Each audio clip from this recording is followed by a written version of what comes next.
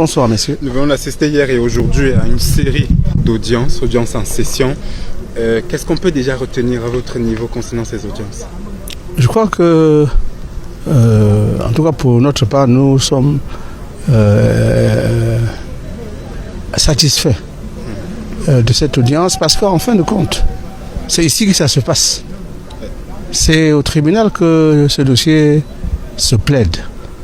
Ce n'est ni dans Facebook, ni dans les réseaux sociaux. J'avais averti il y a 2 ans que lorsque cette affaire va venir au devant du public, beaucoup de gens seront surpris. Et je note que depuis hier, il y a des gens qui ne dorment plus. Même des gens qui sont dans le domaine de la communication ont du mal à rendre compte de cette session. Et vous allez observer que depuis hier que cette session a commencé, notre attitude est la même. C'est-à-dire chercher la vérité et répondre à l'éternelle question que je pose tout le temps.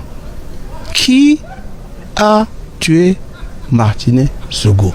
Qui en est ou qui en sont les commanditeurs? C'est notre recherche, c'est notre stratégie.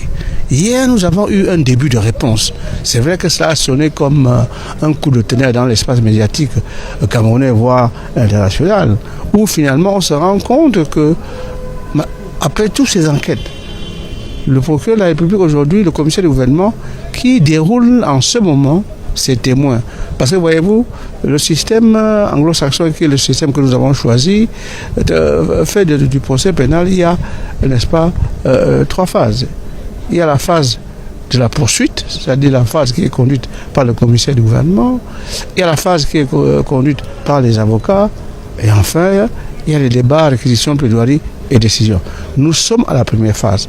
Mais dès l'entame de cette première phase, nous avons entendu des choses terribles, extraordinaires, qui confirment nos préoccupations d'il y a 2 ans.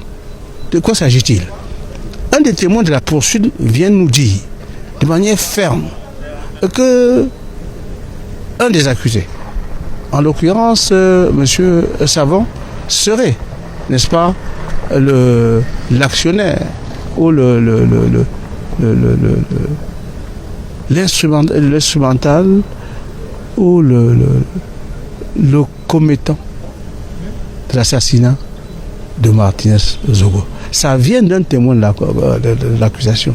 J'ai noté que durant toute sa déposition, M. Ekassi n'a été contesté par personne malgré les questions qui lui ont été posées de part et d'autre. Lorsque, au demeurant, la personne mise en cause a pris la parole, on s'est rendu compte qu'il avait du mal à apporter des réponses aux accusations dont c'est l'objet. Qui plus est, le témoin a aggravé les accusations portées contre lui.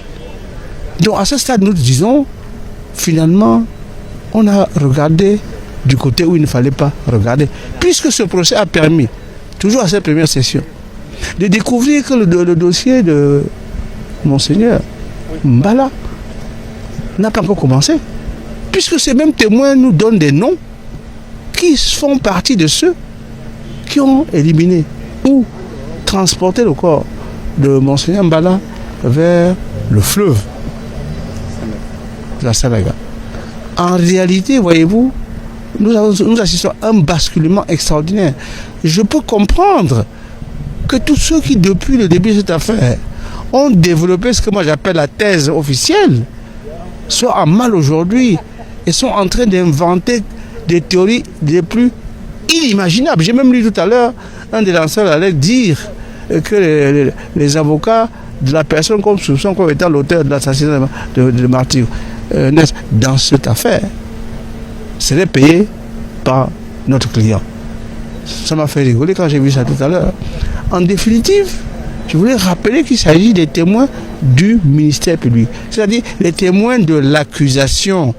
Donc c'est l'accusation qui soutient par son témoin que l'auteur de l'assassinat de Martinez Zogo n'est pas de notre côté. Si l'auteur de l'assassinat de Martinez Zogo n'est pas de notre côté, ça veut dire que le commanditaire, encore moins, n'est de notre côté. Je vous promets que dans les jours et semaines qui arrivent, on va avoir encore des fortes des fortes révélations. Parce que ce qui s'annonce, c'est un procès qui, jusqu'ici, est transparent, qui est conduit par ces 3 juges dans la plus grande dextérité et, pensons-nous, dans la plus grande impartialité. Nous souhaitons que si ceci se maintient, on va savoir. On n'aura pas que cet unique nom qui est sorti hier. On aura d'autres noms. Parce que les éléments pour avoir d'autres noms existaient déjà dans ce dossier. C'est ainsi, par exemple, l'audition, n'est-ce pas, de l'enregistrement audio dont a parlé, n'est-ce pas, M. Kassi. Nous avons demandé que cet enregistrement soit diffusé au tribunal pour que nous tous nous entendions, parce qu'on nous annonce que les noms sont dans cet audio. Le témoin a eu peur de les citer, mais nous espérons qu'au moment où cet audio va être diffusé, nous saurons en fait définitivement quels sont les commanditaires de l'assassinat de votre confrère Martinel Ozogo. Moi, je vous invite, les uns et les autres, à rendre fidèlement compte des travaux, parce que j'ai vu une espèce de compte rendu qui était pour le moins léger. Évidemment, ça vient toujours de ceux qui, au début de cette affaire, avaient une thèse complètement indéfendable. Il voit aujourd'hui que leur thèse s'écroule petit à petit et ils n'ont pas la dignité de ce comportement comme des bons journalistes pour rendre compte.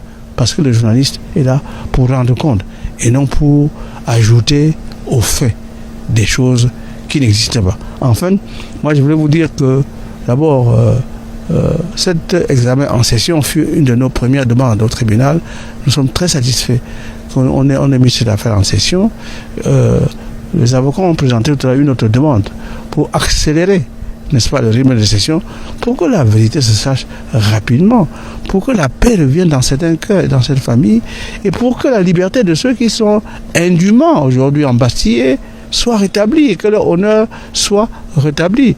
Je pense, n'est-ce pas, tout le temps, et en ce moment en particulier, à mon client, qui a subi tous les vilainies que l'on puisse concevoir dans ce monde. En tout cas, j'espère que ceux qui ont soutenu la mauvaise thèse, soit parce qu'ils étaient mêlés à cette mauvaise thèse, et ceux qui ont colporté cette mauvaise thèse reviennent à des meilleurs sentiments. C'est ça, la République. Merci, monsieur Battelis. Je vous en prie. In English.